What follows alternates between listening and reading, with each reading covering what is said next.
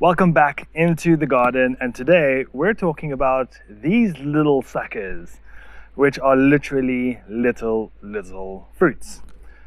Next to me I have this apple tree, let's try that again, which is a beautiful Anna apple, a self-fertile, highly productive apple.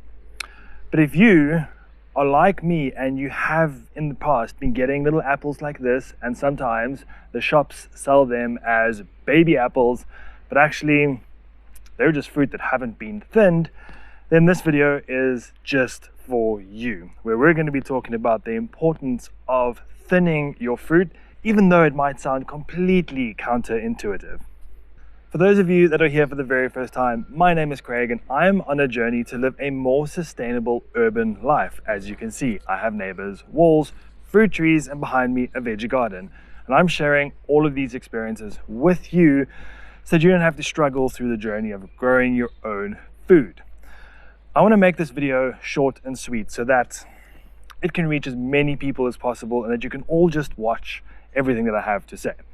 So we're going to quickly go through the three most important reasons why, as you can see in this example, you need to thin your fruit. I'm going to, in this example, be using apples. The same applies to pears, exactly the same to all of your stone fruit. You can even apply this to your citrus and many other types of fruit. The first principle is, if you want big, juicy, sweet fruit, you have to selectively thin them. Otherwise, like I showed you before, this is a store-bought apple, a mini apple as they label them, so that they can sell all their incorrectly grown apples. This is not much bigger than what's currently there, just a little bit more plump. If you want apples like this, just leave your tree, whatever fruit sets, it'll mature and this is what you will get.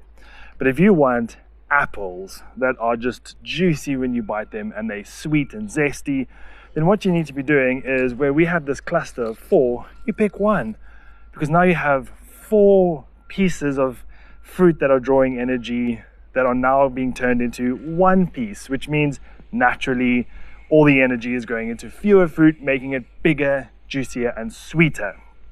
Okay, that's reason number 1. Reason number 2 is, look at this branch. It's very heavy already, and I just have 4 little baby fruits on here. So if I let these 4 go to maturity on this, what is probably a 3-year branch, it stands the risk of snapping. Now, if you have watched any of my other pruning videos, you know the importance of structural pruning and getting the structure of your fruit trees right, and just how long that can take. So by risking more fruit, more production, you risk breaking and losing the structure you've worked so hard to get. So you want to make sure that your branches are not too heavy so that you don't lose them through greed. Okay, and then the final one is, you may have heard a lot of people saying, my tree is a biannual tree, it only fruits every 2nd year.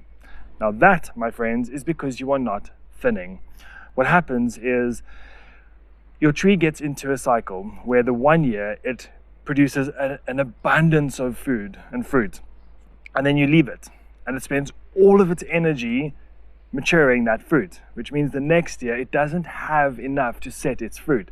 So it almost goes into a dormant state. Now, if you thin your fruit year on year, the energy distribution is more leveled out and more equal, which means you will get annual and consistent harvests. If you don't do this, you seriously run the risk of getting biannual crops. And then what a lot of people do is they don't rectify it. They will say, I got so many apples from this one tree the 1 year, and the next year I got nothing. What they should be saying is, I had so many apples it set, I removed 3/4 of them, I had the yummiest fruit ever, and now every year I know that I get 2 baskets of apples, as an example, because every year should be consistent, just slightly increasing as your trees grow, as your spurs set, and as your tree starts to mature. So if you apply those 3 principles, thinning for bigger, better, juicier fruit, thinning to not break your branches, and thinning for more even energy distribution throughout the seasons, then you're going to have a very happy tree and a very happy you eating juicy fruit. Now let's look into what do you actually need to do when thinning your fruit. Now, one of the things you will quite often find is that, like this one over here, the tree will naturally thin itself. This one has been eaten over there, and it's more than likely that this tree just shed this fruit because there's a very good chance it's not going to ripen. So step one is just have a look. There are a few others down here as well. This one's a bit older. Your tree could and should be naturally shedding some of its fruit, but that's not always the case. And I've got a very good example where I just knocked 2 of them off. So these 2 over here, these 2 little baby apples, were right next to this big one over here. And that's exactly what I want to tell you. When you're pruning, when you are selectively thinning your trees, what you want to do is choose the one that is the biggest and the healthiest and remove the others. So these 2 were here right next to this one over here.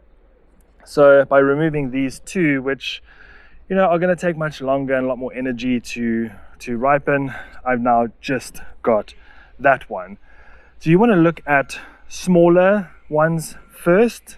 Then you also want to have a look at any that have been eaten, chewed, or that are diseased. So here's one at the back, which I'm going to pull off for you, which has just not fully matured. It's a little bit yellow around the edges. And this one, you just pull off. And you just go around the tree. There's another 2 at the back over here, which I will just pinch off and show you. There's another 2 that I've just picked off, which just haven't formed correctly. This is probably due to just poor pollination. This tree ripened very, very early in the year. And now that we're on this topic, what you need to do is, there is an incredible urban homesteading app, which I will link in the description, which I use, which allows me to track everything I do. So right now, after this video, I'm going to immediately say, for this specific tree, today's date is when I thinned the fruit on this tree. Next year, I can come back on my data and have a look at when I thinned this tree. I have an apple behind you and a pear over there that have literally just broken bud. They're really late in the year. So I'm going to have those 2 trees in my urban homesteading app. I'm going to log them as bud break now, so that next year I can see when the buds are breaking, and I kind of get a year-on-year trend as to what my trees are doing, what the harvests are like, based on when they bloomed, when they first broke, when they first leafed out, all of that information. So if you want to find out more about that urban homesteading app, I'm going to link it down. It's a seriously groundbreaking app, which I have found an immense amount of value in. So back to the trees. Generally speaking, and this is just a matter of opinion, I don't like keeping fruit on my growing tips of the tree. This is at the very top. I prefer my energy to grow into vegetative growth on the top. So I will go and remove, just pinching backwards. That is a very nicely set apple. But I will remove the 3 that I have and 2 misformed ones from the top. And yes, I know it really, really sucks. There are 3 apples removed. But now what's happening is, now this tree can just grow. It's still a little bit short. I want it a little bit bigger, but now the vegetative buds can kick in because it's not busy creating fruit. This one I've already thinned. And then what I'm going to do is bring you around up close to show you what I'm going to do on this side. So looking now at this little cluster that I showed you, we need to identify where the apples are first. So you'll see, if you can, there's a very slight split over there. There's a branch on this side and a branch on this side. This branch has a single apple on it, which is cool. That's what we want. 1 branch, 1 spur, 1 apple. Now at the top over here, we have 3 apples. So what we're going to do is we're going to check this middle one just to make sure it doesn't have any bites or infections or anything. Nope. And then these other 2 on the sides, we're just going to take it by the stem, break it off. I prefer breaking them off at the neck and not trying to break them off at the bud, because this is a spur.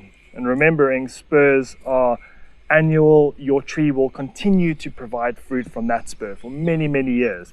And if you pull this little stem off, you do risk damaging the spur.